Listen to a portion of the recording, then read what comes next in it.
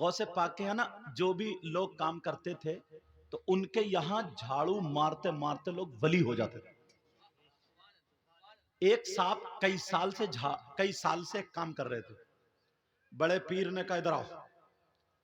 ان کے ہاتھ میں لوٹا دے دیا اور کہا تم لوگوں کا وضو بنواؤ, پانی پلواؤ. کائے سے بولو؟ لوٹے سے. اب ان کا اصلی نام لوگ بھول گئے. لوٹے سے ہر کام, لوٹے سے لوٹے سے لوٹے سے, تو ان کا نام رکھ دیا لوٹے شاہ بابا. اور ان کا نام تاریخ میں کیا آتا ہے بتا دوں؟ شیخ احمد البارقی. سیرت غوث پاک پڑھیں گے تو اس میں ملے گا. کیا نام تھا ان کا؟ شیخ احمد البارقی. مگر میں لوٹے والے بابا بولوں گا سمجھ جاؤ, ٹھیک ہے؟ لوٹے والے بابا ایک دن لیٹے ہوئے تھے, دل میں خیال کرنے لگے یار غوث کا کیا کمال ہے, ان کی کیا بارگاہ ہے. اگر چور آتے تو ولی ہو جاتے, شرابی آ جاتے ٹھیک ہو جاتے, برے آتے اچھے ہو جاتے, غریب آتا مالدار ہو جاتے. میں تو کئی سال سے رہ گیا ہوں, وہی کا وہی پڑا ہوں, کچھ بھی نہیں ملا, تھک گیا. ایسا کروں 2-4 دن ذرا گھوم کے آتا ہوں. مگر غوث پاک یہ بھی جانتے تھے چلو تھوڑی دیر گھوم کے آتا ہوں کچھ دنوں کے لیے. کہیں سے غوث پاک کی بارگاہ میں 2 ولی آئے, لمبے چوڑے خوبصورت. کہا سرکار کام بتائیے. بڑے پیر بولے نہیں, تمہیں 4 دن گھومنا پڑے گا. 4 دن مغرب کی طرف جاؤ, پچھم کی طرف, ادھر ہے نا, کدھر ہے, ادھر ہے, پچھم کی طرف جاؤ. 4 دن کے بعد واپس آؤ گے, تب تمہیں کام بتاؤں گا. وہ لوٹے والے بابا سن رہے تھے, سوچا موقع اچھا انہی کے ساتھ گھوم لوں. جب وہ آگے بولے ٹھیک ہے سرکار. ان دونوں سے لوٹے والے بابا بولے او اللہ والو, ہاں گھومنے جا رہے ہو نا, میں بھی چلوں گا تمہارے ساتھ. بولے نہیں ہم کسی کو نہیں لے جائیں. بولے لے چلیو نا, تم تو کتنے نیک آدمی, اچھے آدمی, مجھے لے چلیو. مان گئے, بولے ٹھیک ہے. بڑے پیر کو بتایا نہیں, لوٹے والے بابا ان کے ساتھ میں چپکے سے نکل گئے. چلو گھوم کے آؤں گا پھر رہوں گا, یہ سوچا. چلتے رہے, ایک دن گزر گیا, ایک رات گزر گئی. لوٹے والے بابا کو بھوک لگی. اب لوٹے والے بابا کی جب آنتوں میں آگ نکلنے لگی, بولے او اللہ والو, یار تم کس مٹی کے بنے ہوئے ہو؟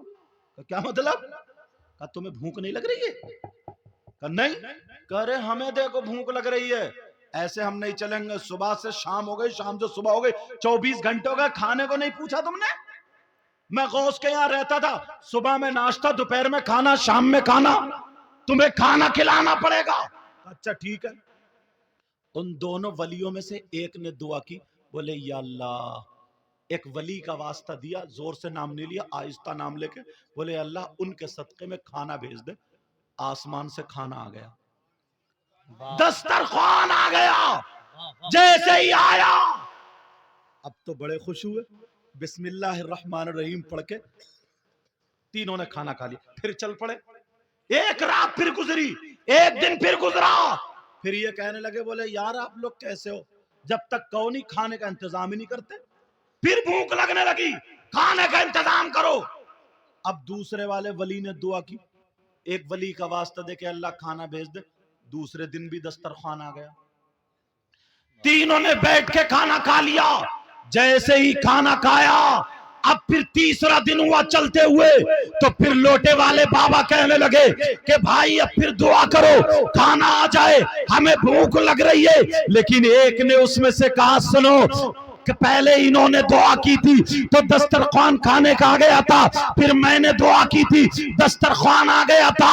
اب تمہاری باری ہے, اب تمہیں دسترخوان منگانا ہے, اب تمہاری باری ہے, اب تمہیں دعا کرنا ہے. اب تو لوٹے والے بابا کے ہوش اڑ گئے. ارے کیا ہوگا یار, یہ تو ولی تھے, انہوں نے تو کھانا منگا لیا, مگر میں کیا کر سکتا ہوں, کیسے کھانا منگا سکتا ہوں, میں تو غوث کے یہاں رہا, ولی بھی نہیں ہوا. کہا کھانا تمہیں منگانا پڑے گا. اب انہوں نے سوچا لوٹے والے بابا چالاک بہت تھے, لوٹے والے بابا ہوشیار بہت تھے.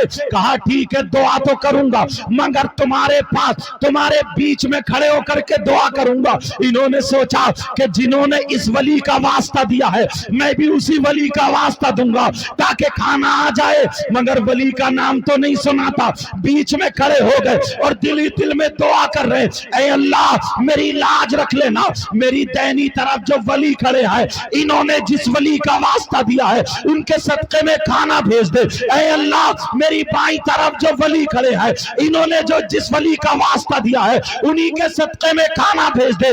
دونوں کے جب نام لے کر کے انہوں نے جس کا واسطہ دیا, انہوں نے جس کا واسطہ دیا نام ان کو بھی پتہ نہیں تھا, لیکن جب دعا مانگی تو ایک دسترخوان نہیں بلکہ دو دسترخوان آ جاتے ہیں, دو دسترخوان آ جاتے ہیں. جیسے ہی دو دسترخوان آئے اللہ اللہ, اب تو وہ دونوں ولی کہنے لگے ٹھہرو کھانا بعد میں کھانا, پہلے یہ بتاؤ تم نے کون سے ولی کا واسطہ دیا ہے. ہم نے ولی کا واسطہ دیا تو ایک دسترخوان آیا, انہوں نے ولی کا واسطہ دیا تو ایک دسترخوان آیا. تم نے کون سے ولی کا واسطہ دیا ہے تو نام ان کے یاد نہیں تھا, پھر بھی وہ پھنس جاتے ہیں مگر چالاک بہت تھے. کہنے لگے یہ بتاؤ دعا تم نے پہلے کی یا میں نے کی ہے؟ کہا دعا پہلے ہم نے کی ہے. تو پھر لوٹے والے بابا بولے پھر نام بھی تمہیں پہلے بتانا پڑے گا تاکہ نام یاد ہو جائے. نام بتاؤ کون سے ولی کا واسطہ دیا ہے.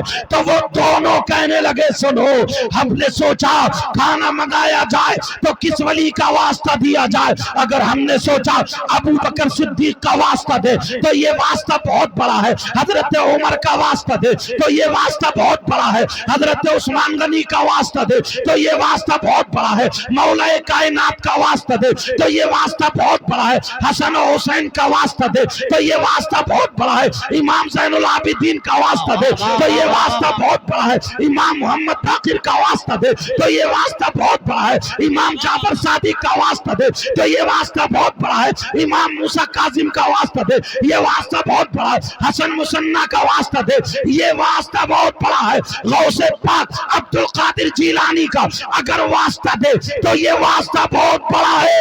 ہم نے ان کا واسطہ نہیں دیا بلکہ غوث پاک کی خانقاہ میں ایک اللہ والا رہتا ہے, ہمیں نام اس کا پتہ نہیں ہے, اس کو لوٹے والے بابا بولتے ہیں, لوٹے والے بابا بولتے ہیں, وہ لوٹے والے بابا کا واسطہ دیا ہے. ہم نے سوچا یہ غوث ہے, اگر چور پہ نظر ڈال دے تو ولی ہو جاتا ہے, شرابی پہ نظر ڈال دے تو نمازی ہو جاتا ہے, فقیر پہ نظر ڈال دے تو بادشاہ ہو جاتا ہے, چور پہ ایک نظر پڑی تو ولی ہو گیا. لوٹے والے بابا پہ غوث کی کتنی نظریں پڑی ہے, صبح نظر, دوپہر نظر, شام کو نظر, ایک ایک دن میں کئی نظریں ہیں. تو ہم نے لوٹے والے بابا کا واسطہ دیا تھا.